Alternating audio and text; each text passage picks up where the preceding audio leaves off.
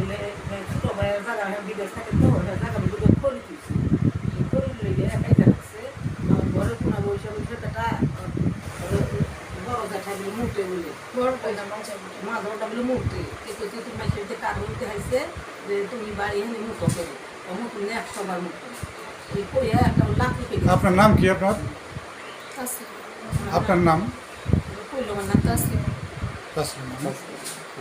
আপনার লাখ থেকে দিছে বলে আচ্ছা এখন বলেন আপনি কথাটা জেলে গেছে আপনি পুরোপুরি ঘটনাটা বলেন। তুমি তো পুরোপুরি বলতে পারবে না যেহেতু উনি ঘটনাস্থলে ছিল না তখন আমি ছিলাম তাহলে তুমি বলবা আমি বলতে পারবো মানে আচ্ছা, বলো। কোথায় কোথায় আঘাত লাগছে আপনি একটু বলেন। আঘাত লাগছে মেয়ে লাগছে হেনে আর হেনে মাথায় লাগছে আর হেনে এত হিন্দার উপর রক্ত জমে গেছে এনে থাকলে দেওয়া পারছে আর আপনার মেয়ের জামাইয়ের মেয়ের আমার হাত থেকে মিস করা হাতকে ভাঙছে।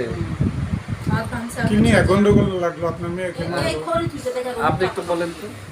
না হয়েছে কি আমাদের এই ঘরের এখানে প্রত্যেকদিন আমার মা যারা হচ্ছে প্রস্রাব করে তো সেই দিন এই নামাজ তাহাজ্জুদ করে কোরআন শরীফ পড়ছি তো কারেন্ট চলে গেছে তো ওই সাইডে জানলাটা খুলছে পরে দেখতে প্রস্রাব করতেছে পরে বাবার বলছে যে এরকম ঘরের এখানে প্রস্রাব করে দেখেন কেমন একটা আর বাবা আবার গ্রামের যে মাত্র আছে ওনাকে এনে দেখা গেছে পরে উনিও দেখলেন যে হ্যাঁ ওইখানে মানে প্রস্রাব করে তো সে গ্রামের মাতবার নাম জানা আছে তোমার আপনার? ওনার নামটা আমি সঠিক জানতে পারলাম না দেখেছি বলতে পারবো তো উনি দেখাইছে এখন উনিও দেখছেন যে হ্যাঁ এখানে তো গন্ধ আসছে আর সেটি উনি আবার যা বল আমার চাচা বলছেন যে এরকম এখানে একজনের ইয়ে যে প্রস্রাব করে এটা কেমন তো উনি আবার বলতেছে যে সৈকত করবো কি ওর বাপের কি আর উনি হচ্ছে কোনো কিছু হইলে আমার নানু ফ্যামিলির উপর আমার আপু ফ্যামিলিকে সবসময় খারাপ ভাষায় গালাগাল করে আমার নানুকেও বলতে সবসময় কোনো কিছু হইলেই মানে আমার নানু ফ্যামিলি খারাপ ভাষায় গালাগাল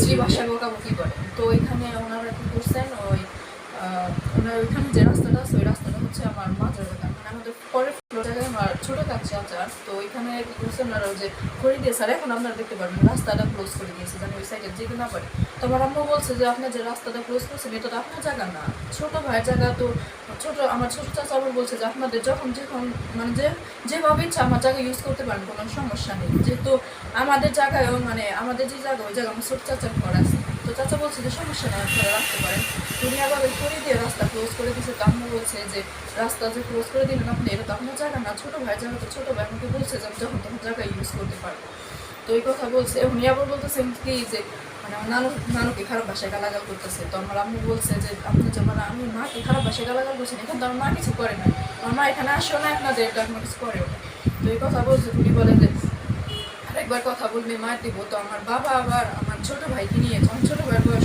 1 বছর আমার ছোটো ভাইকে নিয়ে যে এখানে দাঁড়িয়ে আসছিল তুমি কি করছে ওই আম গাছের ডালা আমার বাবা শুনে ফেলে দিচ্ছে তো একটুর জন্য আমার ছোটো ভাই লাগে না ছোটো ভাই হচ্ছে ভয় পেয়ে টিকা দিছে তো ডালা ফেঁকে দিছে আরেকবার হচ্ছে মারতে আসছিল তখন আমার বাবা ধরে ফেলছে ধরে আমার ভাইরা আমার বলে দিছে আর আমি হচ্ছে ফিরে দিয়ে দিয়েছে তো তখন ওনার ওয়াইফ মাছের চাচার ওয়াইফ আসছে এসে আমার বাবারে ধরছে ধরে ওই যে জঙ্গলের এখানে ফেলে দিছে তো তারপর ওনার ছোটো ছেলে সিয়া ওনার ছোটো ছেলে কী করছে হাতের মধ্যে লাঠি নিয়ে এসে আমার বাবারে মারছে উনি ছোটো ছেলে সবসময় যখনই ঝগড়া লাগবে ছোটো ছেলে সবসময় মারামারি করে কিন্তু আমি মিথ্যা কথা বলবো না ওনার মেয়ে ফিরাতে আসছিল ওনার যে মাজার মেয়েটা আছে ও মার ফিরাতে আসছিল আমিও ফিরাতে যাচ্ছিলাম কিন্তু আমার কোলে আমার ছোটো ভাই ছিল আর আমার বোন হচ্ছে মক্তবে কোরআন শরীফ করতে গেছিলো তো আমার ভাইকে নিয়ে ফিরাতে গেছিলাম তখন মানে আমার একটু আঘাত লাগছে আর একটু যেন আমার ভাইয়ের লাগতো সেই জন্য আমি এখানে দাঁড়িয়ে চিৎকার করেছিলাম তো যখন মারামারি হচ্ছিল তখন আমার আম্মু ফিরাতে যায় তখন আমার বড় চাচা নামাজ পড়ে এসে ওই সাইডে এসে উনি যেহেতু পরিবারের বড় ছেলে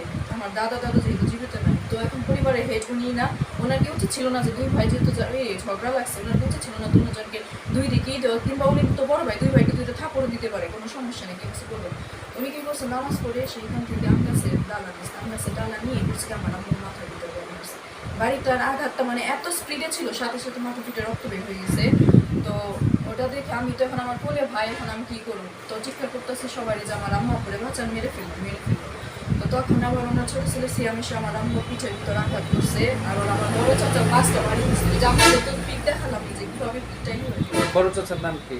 অলিক হ্যাঁ অলিক প্রথমে ঝগড়াটা লাগলো আপনার প্রথম ঝগড়াটা লাগছে হচ্ছে এই 2 নম্বর চাচার সাথে মেজর চাচার সাথে। হ্যাঁ মেজর চাচার নাম কি? মালিক। আমার বড় আপনার দাদার নাম খালেক মাত্র আছে না উনি? না উনি মারা গেছে তো 14-15 বছর হবে আচ্ছা তো ঝগড়াটা হচ্ছে আমার মাঝের চাচার সাথে এখন আমার মেন কথা হচ্ছে আমার বড় চাচা কেন এসে আমার মাকে আঘাত করলো ঝগড়াটা বোনের সাথে না, ঝগড়াটা হচ্ছে আমার মাঝের চাচার সাথে। এখন উনি এসে আমার মাকে কেন আঘাত করে? এখন আঘাতটা করছে, আমার মাথাটা ফেটে গেছে আর পিছন হয়ে গেছে। আপনারা কি এটার সঠিক বিচার চান? হ্যাঁ, এটা তো আমরা সঠিক বিচার চাইবই। কেন উনি আমার মাকে আঘাত করলো? আচ্ছা, আমার মা তো কিছু করে না। আর আমার কথা হচ্ছে এটা, কেন কথায় কথায় ঝগড়া লাগলে আমার মাকে খারাপ ভাষায় গালাগালি করে? এখন আমি আর কথা কই আমাগো কথা আছে হ্যালো অনেক বকাবকি করে আমাগো বকাবকি করে এরা তো ঝগড়া লাগে আমাগো বকাবকি করে কি কারণে আপনাদের বকাবকি করে? আপনার আত্মীয়? আমার মেয়ের লোকে লাগে আমাগো বকে যে আমার লোকে যাচ্ছে আমাকে আমার না, ওনার মুখের ভাষা এরকম। ওই দেখেন স্যার, ওই যে ওইখানে বাস চুপুনে দিয়েছে। কারো মুখের সামনে কিভাবে বাস চার লাগানো যায়? ঝগড়া করবে আজকে কয়দিন ধরে আমরা কিছু তাহলে কোন চাচার লগে গেঞ্জাম? মাঝারি চাচার সাথে। মেজো চাচার সাথে। তা তোমার বাপে কয় নাম্বার? 3 নম্বর। 3 নাম্বার। হ্যাঁ, আর তোমার যে ছোট চাচা বললে ওইটা নাম কি? মুক্তার হোসেন। উনি কোথায় থাকেন? উনি এখন মরিচ আসছে। তোমার মায়ের যে মর্মান্তিকভাবে যে আঘাত করা হয়েছে, তোমরা কি মামলা মোকদ্দমা করবে এই ব্যাপারে? হ্যাঁ, আইনের আশ্রয় নিবে? হ্যাঁ, অবভিয়াসলি। কেন আমার মা কিভাবে আঘাত করলো? আমার মা তো কোনো দোষ করেনি। কেন আঘাত করলো? এটা তো অবশ্যই আমরা এটার একটা ন্যায় বিচার চাই। অবভিয়াসলি এটার একটা ন্যায় বিচার চাই। ধন্যবাদ। আমরা চাই হচ্ছে আমার বড় চাচা কেন বলেন না? আমার বড় চাচার সাথে তো কোনো ঝগড়া হয়নি। ঝগড়া হয়েছে যেহেতু মাঝারতনের সাথে, উনি দেওয়ার কথা বলতে পারি। আমার বড় চাচা কেন মানলো? ধন্যবাদ আপনাদের।